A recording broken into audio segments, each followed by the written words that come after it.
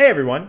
Today, you'll learn the 3 major mistakes preventing average players, like you, from seeing more of these in Fortnite. Over time, we've noticed that almost every guide you'll find on YouTube focuses on the pros and their gameplay, and we definitely don't think there's anything wrong with that. But, and I could be wrong here, I don't think your lobbies look quite like this, do they? And I don't think your opponents are doing things like this either. So, naturally, there's going to be a disconnect between the strategies and playstyles these pros are using and what you should be doing to win your lobbies.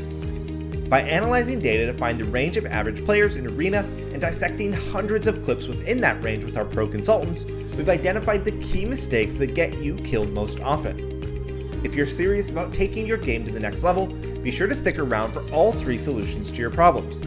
And don't worry, we're not just going to tell you that you need to play like this to succeed. We're giving you realistic, attainable solutions to the most common problems the average player faces in-game. Beyond that, each and every topic addresses the core elements of Fortnite. No flavor of the month items or drop spots that will become useless next patch. But before we jump into all that goodness, be sure to drop a comment letting us know what you struggle with most. Anything we don't cover in this video, we'll be sure to hit in a future one. And while you're down there, be sure to subscribe, like, and hit that bell for more high-quality Fortnite guides in the future. Alright, let's jump into it with our first major mistake that's getting average players killed: the unnecessary W key. For anyone who happens to not know, the term W key just refers to holding W or forward on the joystick and just slamming your face into your opponent, usually into their box, until only one player is standing. This is something that you'll see pros doing to pubs all the time to pick up easy kills, which is probably why it's become so common throughout all levels of play. But just because it works for a pro who has god tier aim and insane mechanics does not mean it's a good idea for you. Let's see what happens when even a slightly above average, like this 6k arena points player, attempts to W key. He approaches another player in the early game, which is totally fine with a strong loadout for this point in the game, as well as 200 HP. He identifies his target's location with game sound and by seeing a fresh build. Next, we see him move into the house and break the floor, dropping right down next to his opponent's box. The other player edits, leading to a quick shot trade where he takes 60 damage and misses his own shot. Then, he smartly pumps the wall and is able to grab it. In past guides, we've talked about how guns are almost always the best option for breaking and stealing builds, and this was a good play from our average Joe.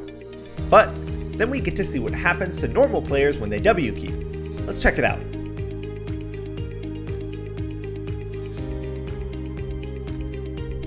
And yeah, that's pretty much how it goes when you charge into a box. You either hit the shot, or you die very quickly. And this was just so unnecessary in this situation. Having just taken the wall, he could have easily edited, placed a cone inside the box to prevent his opponent from covering with a ramp, then abused a window or peanut butter edit to land easy shots with right hand peek advantage. By just taking a few seconds to slow down, the 6k arena points player could have turned this 50-50 aim fight into a suffocating assault where he had the advantage with every shot. We'll expand on this idea as well as a few other things our average Joe could have done better later in the video. This insanely unnecessary W key was something that we saw a lot in our research, so let's just jump into another example. Once again here, we join with a player around 5k arena points, moving in to fight the last player in a duo. His target drops a wall, and he takes a shot while committing to breaking and stealing the wall with his SMG, which he does. Once again, we'll talk about some of the mistakes here later on, but for now, let's just see what happens next. Okay, that was a full-on W key where he missed every shot, then canceled the second by pulling out the SMG too early, leading to a quick death. Again, this was just so unnecessary. He could have used the wall to make a peanut butter edit, then moved here to have an incredible angle and right hand peek advantage as the other player retreated to the right. Beyond that, if he had just waited a few seconds for his earlier knock to die, he could have healed 50 HP for free. So once again, instead of taking an aim fight with 140 HP, he could have taken right hand peek, clearly advantaged shots with 190 HP. In this clip, we see another 4.5k arena points player taking the wall and even getting the ramp placed in the enemy box, giving him complete control over the situation. His choice with total control, a 50-50 aim fight. So if you find yourself running into boxes, missing shots, and being sent to the lobby, which from our research is pretty likely, we really encourage you to instead slow down, and make a nice edit that gives you an advantage, which we'll talk more about later. We promise you'll start winning more fights right away without having to master any crazy new techniques. Alright, moving on to our second mistake that gets average players killed, making shots harder than they need to be. As we all know, most average players already have some pretty suboptimal aim, regularly missing numerous point-blank shots. There are few things more infuriating than just choking, missing some easy shots, and losing a fight you know you should have won. So, it only makes sense that if you struggle to hit your shots, you should give yourself the easiest shots, the easiest time aiming that you can, right? And the biggest culprit of this that we saw time and time again among average players was terrible crosshair preparation on edits. And what we mean by this, if you're not aware, is that when you confirm an edit to look for a shot, your cursor should already be on your target's head or as close as possible. With this in mind, let's look at that clip that we just saw where our average player misses an easy shot off an edit, ultimately leading to him and his duo being sent to the lobby. So obviously missing this shot while his target was distracted, finishing the knocked player, was a huge problem here. It's the best shot that he got this whole fight. So what went wrong for our average Joe here? Was it just a simple missed shot, or was it something more? Take a second to think about it. If you said that he made a poor edit leading to a difficult shot, you're absolutely right. Here, you can see the very last frame before he confirmed his bottom right edit, and notice where his reticle is. Now look where his target is compared to his reticle. This average player with average aim has created for himself a super difficult flick shot. And this was something we saw all the time for average players. In this clip, the opponent is standing up and to the right on the ramp, but our average player makes an edit that leaves his reticle on the left side of the wall, insanely far away from his target. What edit do you think he should have made? Take a second to think. If you said a peanut butter edit, you're absolutely right. And bonus points if you thought to not only make the peanut butter edit, but to then move your cursor back to the top right square for even better cursor preparation.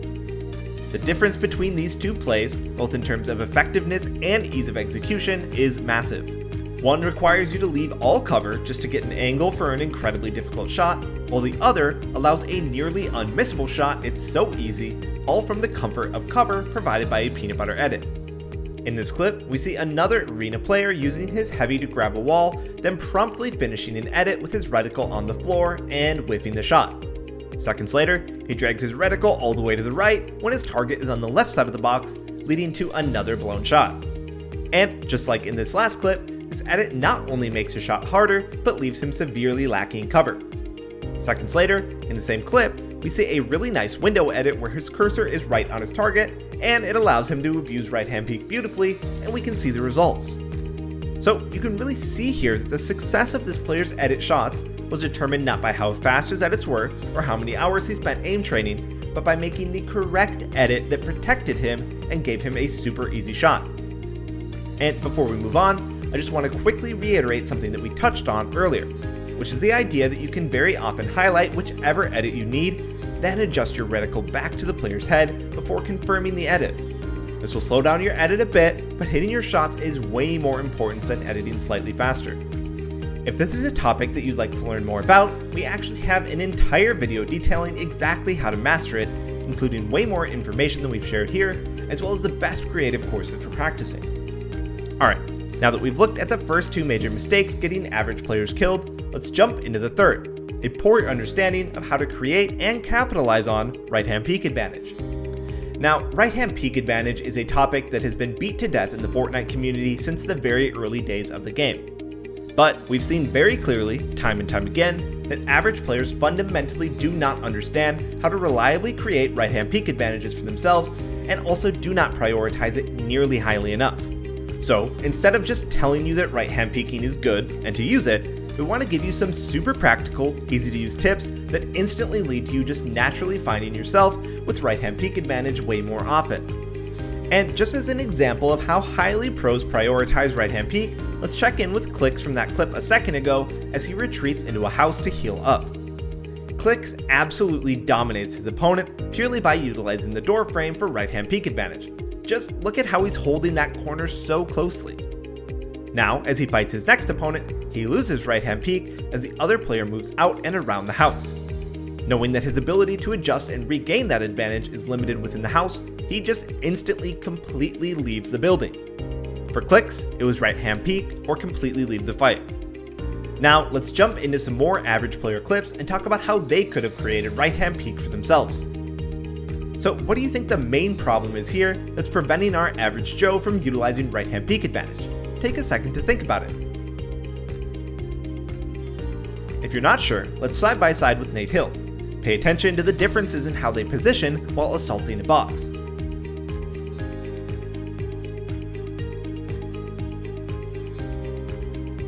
Okay, so as we saw, Nate Hill is obsessed with clinging to the left side of his opponent's box, even standing on the next tile over regularly. Meanwhile, our average player is on the right half of his tile, completely forfeiting his ability to abuse right hand peek for absolutely no reason. So, as a general rule, we want to encourage you to position yourself on the left of your opponent while facing them.